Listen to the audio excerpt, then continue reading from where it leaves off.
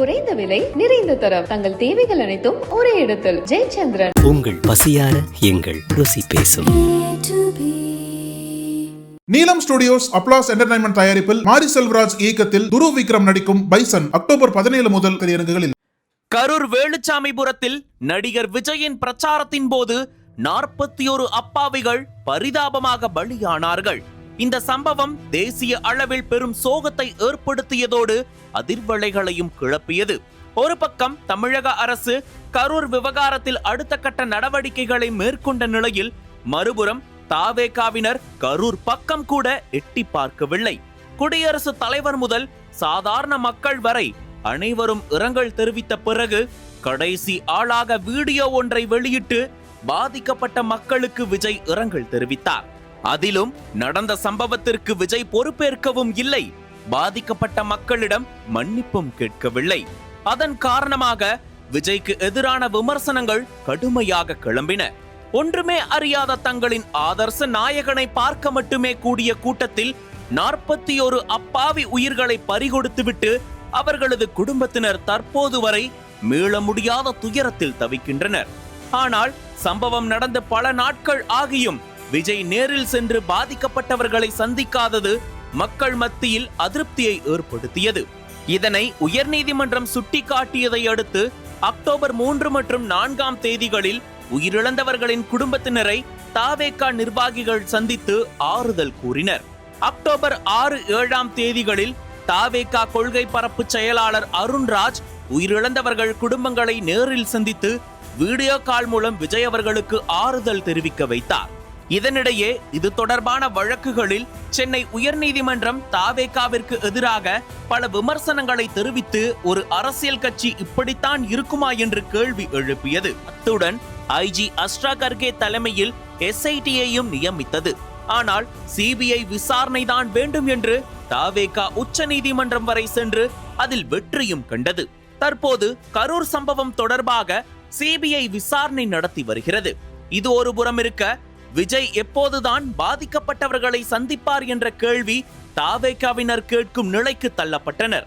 ஒரு வழியாக மயான அமைதியில் இருந்து வெளியே வந்த தாவேகா தலைமை கரூர் மக்களை விஜய் சந்திக்க இருக்கிறார் என்ற செய்தியை வெளியிட்டது. எப்படி சந்திக்க போகிறார்?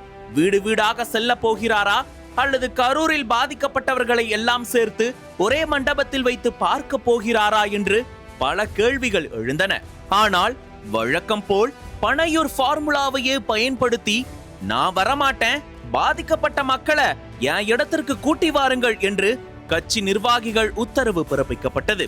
உயிரிழந்தவர்களின் குடும்பத்தினரை சென்னை மகாபலிபுரம் அழைத்து வந்து விஜய் சந்தித்து ஆறுதல் கூற ஏற்பாடு செய்யப்பட்டது. அதன்படி உயிரிழந்த 38 பேரின் குடும்பத்தில் 35 குடும்பம் மட்டும் சென்னை வந்து விஜயை பார்க்க சம்மதம் தெரிவித்தனர். ஆனால் மற்ற 3 குடும்பத்தினர் 30 நாள் காரியம் முடிவதற்குள் வெளியூர்களுக்கு வரமாட்டோம் என்று கூறி விஜயின் சந்திப்பை நிராகரித்தனர். பின்னர் கரூரில் இருந்து 5 சொகுசு பேருந்துகள் மூலம் உயிரிழந்த 35 பேரின் குடும்பங்களை சென்னைக்கு அருகில் உள்ள மாமல்லபுரத்திற்கு பாதுகாப்பாக 26 தேதி அழைத்து வரப்பட்டனர். இதனைத் தொடர்ந்து மாமல்லபுரத்தில் ஏற்பாடு செய்யப்பட்டிருந்த இடத்தில் பாதிக்கப்பட்டவர்களை தாவேகா தலைவர் விஜய் நேரில் இன்று சந்தித்து ஆறுதல் கூறினார். ஒவ்வொரு குடும்பத்தையும் தனித்தனி அறைகளில் சந்தித்து அவர்களின் துக்கத்தில் பங்கெடுத்து ஆறுதல் கூறினார். மேலும் அவர்களின் தேவைகளை கேட்டறிந்த விஜய் உயிரிழந்தவர்களின் குடும்பத்தினரின் மருத்துவம் மற்றும் கல்வி செலவுகள், வேலைவாய்ப்பு உள்ளிட்டவற்றை தாவேகா ஏற்கும் என்று உறுதியளித்ததாக கூறப்படுகிறது. மேலும் இங்கு அழைத்து வந்ததற்கு என்னை மன்னித்து விடுங்கள், நிச்சயம் உங்களை கரூரில் வந்து சந்திப்பேன் என்று கண்ணீர் மல்க கூறியதாகவும் தகவல் வெளியாகியுள்ளது. சம்பவம் நடந்து சரியாக இன்றுடன் 1 மாதம் ஆகியுள்ள நிலையில் விஜய் பாதிக்கப்பட்ட குடும்பங்களை சென்னைக்கு அழைத்து ஆறுதல் கூறியிருக்கிறார். பாதிக்கப்பட்ட மக்களை அவர்கள் இடத்தில் சென்று சந்திப்பதுதான் மரபு. ஆனால் தாவேகா தலைவர் விஜயோ அவர்களை தனது இடத்திற்கு வரவழைத்து ஆறுதல் கூறுவது என்ன மாதிரியான மனநிலை என்று அரசியல் கட்சி தலைவர்களும் அரசியல் விமர்சகர்களும் கருத்து தெரிவிக்கின்றனர். வழக்கமான விளம்பர பேனர்களோ கொடிகளோ இல்லாமல் பலத்த பாதுகாப்புடன் இந்த நிகழ்வு நடந்தது. குறிப்பிட்ட தாவேகா நிர்வாகிகளை தவிர பத்திரிகையாளர்கள் உட்பட பலருக்கும் அனுமதி மறுக்கப்பட்டிருந்தது. பவுன்சர்கள் குவிக்கப்பட்டு அடையாள அட்டை சோதனைக்கு பிறகே உள்ளே அனுமதிக்கப்பட்டனர். அதிலும் குறிப்பாக கட்சியின் பொருளாளரே பவுன்சர்களால் தடுத்து நிறுத்தப்பட்டு அவர் யார் என்று பரிசோதனை செய்த பின்னரே உள்ளே அனுமதிக்கப்பட்டார் என்பதும் குறிப்பிடத்தக்கது. அனல் பறக்கும் செய்திகளை அப்டேட் செய்து கொள்ள நக்கீரன் களத்தை இப்பவே சப்ஸ்கிரைப் பண்ணுங்க.